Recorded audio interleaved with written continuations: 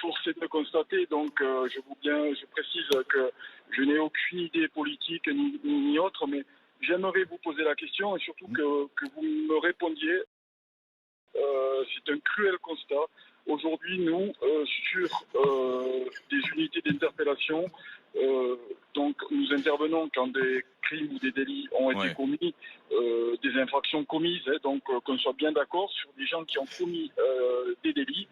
98% des gens interpellés, j'insiste là-dessus, sont des personnes issues de la communauté maghrébine. Donc, j'aimerais que vous me donniez votre sentiment. Voilà, aujourd'hui, c'est la vérité. Et qu'est-ce que ça a à voir avec le racisme? Rien à voir avec le racisme, puisque les collègues sont issus de la diversité. Nous avons des blancs, des blacks, des beurs, comme dans toutes les corporations françaises.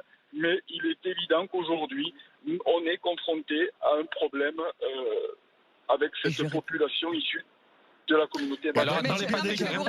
Je vais vous répondre. Mais vous pointez un constat qui est du ressort de la société et qui finalement ne devrait pas impacter la police. Parce que si on réglait un certain nombre de problèmes, vous savez très bien que le trafic de stupéfiants est aussi une facilité de l'État pour gérer un certain nombre de problèmes sociaux. Vous connaissez la manière dont on reloge les gens. Vous savez que les ghettos, depuis 40 ans, on en parle, mais on fait rien. Vous savez que les discriminations sont 3 fois plus importantes dans ces quartiers qu'ailleurs, et ça n'a rien à voir avec la police.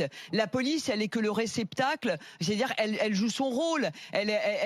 Vous avez pleinement votre place dans la lutte contre les incivilités, la délinquance, etc.